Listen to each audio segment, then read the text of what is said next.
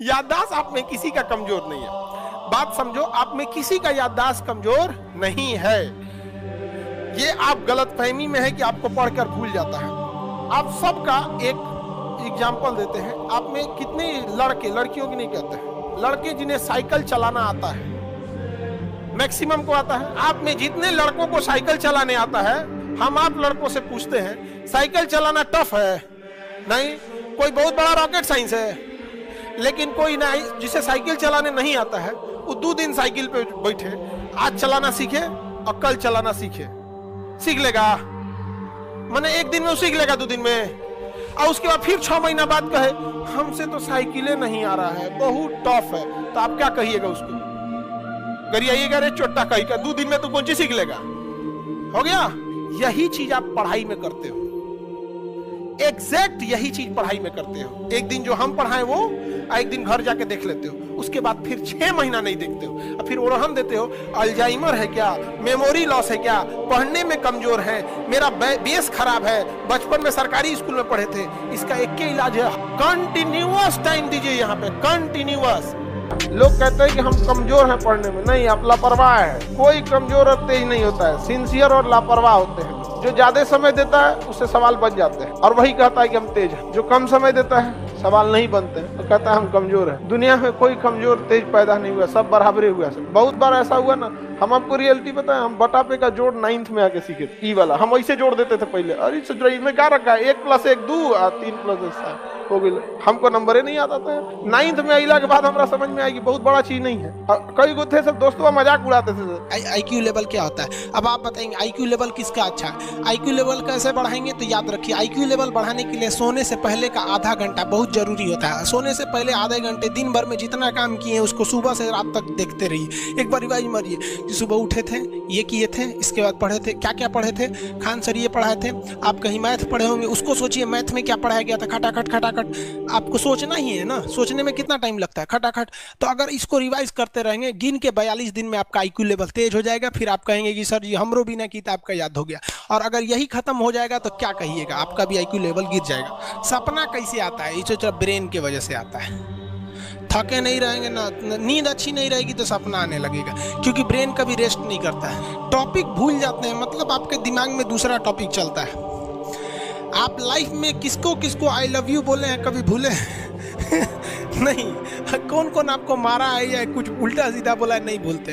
Reason क्या? आप कितनी बार किसी चीज को रिवाइज मारते हैं? 21 दिन के अंदर अगर आपका दिमाग कभी किसी चीज को रिवाइज मार दिया ना, तो फिर वो भूलने नहीं देगा अगले 2 महीने तक। यानी हर 21 दिन पे उसको रिवाइज मारते रहिए, मारते रहिए। और अगर हर 7 दिन पे मारेंगे ना, तो वो एकदम फिक्स हो जाएगा, एकदम फिक्स हो जाएगा।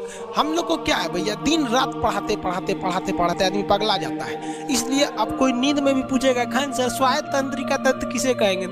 स्वायत्त में कुछ नहीं आएगा, ये आ जाएगा आपका सिंपैथेटिक और पैरासिम्पैथेटिक, बस यही आ जाएगा। क्यों इतना जल्दी जल्दी जल्दी जल्दी रिवाइज मारा आदमी कि ये हमारा सब कॉन्शियस माइंड में घुस गया है। सब कॉन्शियस, देखिए कॉन्शियस माइंड उसे कहते हैं जिस पर हमारा कंट्रोल रहता है। जैसे हमसे कोई पूछेगा कि आप भी अगर पूछेंगे कि खान सर जो 1 हफ्ता क्लास नहीं लिए थे कहाँ थे, तो हम सोचने लगेंगे ये स्टूडेंट है, इससे हर बात क्या बताएगा आदमी कि किस डॉक्टर के पास थे, कहाँ गए थे। नॉर्मल बोल देंगे बाबू थोड़ा सा मेडिकल हेल्थ इशू था इसलिए चले गए। लेकिन अगर मम्मी पापा पूछेंगे तो उनसे हर चीज़ बताएंगे।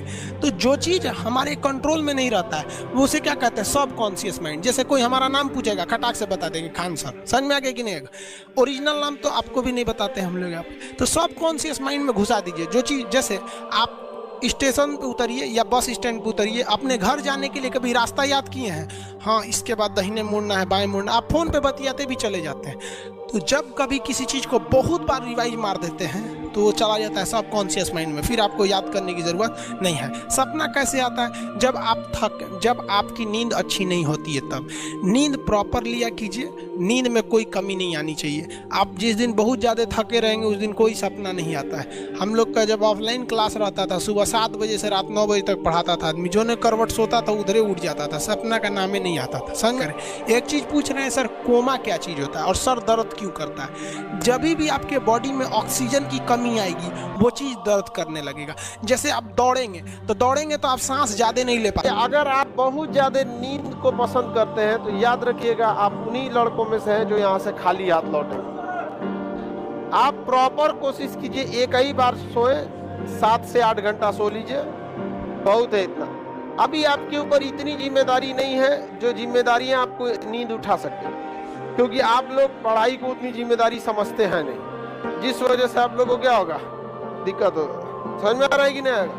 तो अभी आप लोग, कई लड़का क्या करेगा, रात में भी सोएगा और दिन में भी सोएगा। देखिए, आप अपनी खुद अपना रूटीन खराब करते हैं। सैटरडे संडे कोई भी लड़का क्या करेगा, 10 बजे सो के उठेगा, ये लेट से।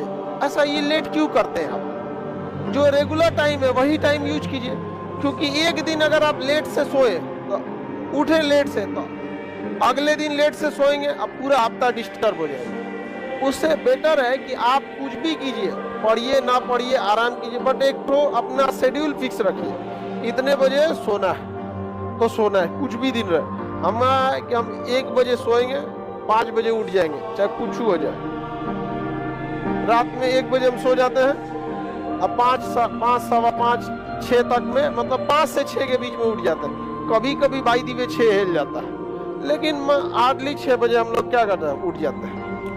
तो 4-5 घंटा आदमी सो लिया, हो गया। लेकिन अभी आप लोग ना यंग एज में आप लोगों को कितना चाहिए, 8 घंटा। 8 घंटा से कम मत सोइएगा। हमेशा एक चीज याद रखिए, आप कितना पढ़े हैं इससे ज्यादा मायने रखता है क्या पढ़े हैं। To the point. इसमें भटकाव बहुत हो जाता है, 3 तरह से भटकाव होते हैं। किताबें जो होती हैं ज्यादा से ज्यादा बिक सके, इसलिए पूरा आलतू फालतू जो जरूरी है नहीं है उससे मतलब नहीं है, बच्चों को अच्छा लग रहा है भर दिया किताब में। दूसरा चीज क्या होता है भटकाव, जो फेल स्टूडेंट्स हो जाते हैं, कई बार अच्छे रास्ते भी बताते हैं, कई बार ऐसे रास्ते बता देते हैं जिसमें सफल नहीं हो पाएंगे। और तीसरा, कुछ शिक्षक क्या होते हैं कि बिना मतलब की चीजों को डरा के विद्यार्थियों को मतलब बढ़ा चढ़ा के। अब एक शिक्षक जो होता है ना, उसका काम अलग होता है, वो एक ही सब्जेक्ट को ज्यादा फोकस करता है, बट आप लोग सारे सब्जेक्ट को आपको देखना रहता है। और दूसरा क्या है, शिक्षक के लिए आसान है, वो जितनी जानकारियां हैं वो पार्ट बाई पार्ट में आपको बताता है, और आपको उन सारी जानकारियों को इकट्ठा करके महज 2 घंटे के एग्जाम में निकालना होता है।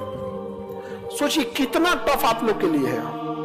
और उसके बाद भी अगर कहा जाए कि सफलता में शिक्षक, हम लोग बस आपको रास्ता दिखाते हैं। इसलिए कोई कितना सफल होके चाहे वो आदित्य राज हो जाए जो 29वां रैंक आया यूपीएससी सीएपीएफ में, या फिर कोई भी हो, हम कभी ये नहीं बोले होंगे ना कि हम इसको मतलब में, तो सब चीजों को छोड़ देना चाहिए, मेन चीजों को पढ़ने रहे।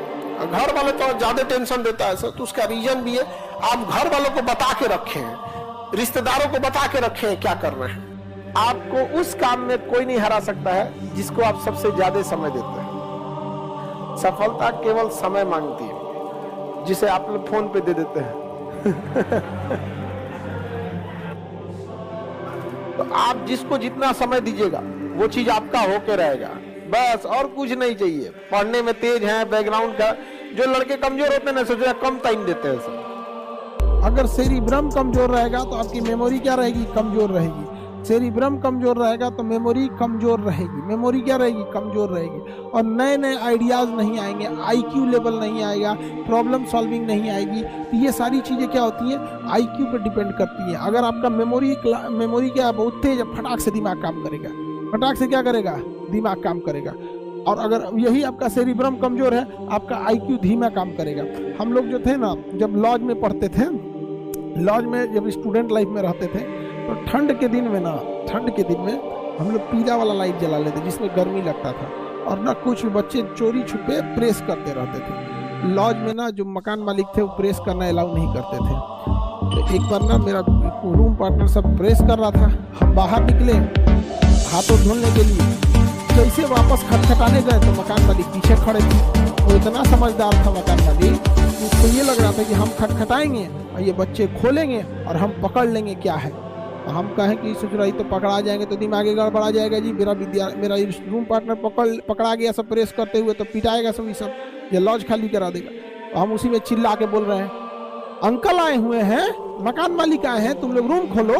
रूम क्यों नहीं खोल रहा है, जल्दी खोलो, मकान मालिक आए हैं, सो रहा है रे तुम लोग। हम उसको ऑप्शन भी दे रहे थे कि बहाना करना कि सो रहे थे, और ये भी बोल रहे थे कि मकान मालिक आए हुए हैं, और खटखटा रहे थे कम और बोल रहे थे ज्यादा।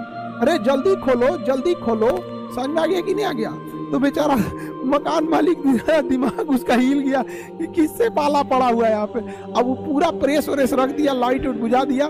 5 मिनट बाद भंगुआ हिले खोल रहा, तुम लोग सोता दिया, हमको भी नहीं सोने देता। अरे अंकल नमस्ते।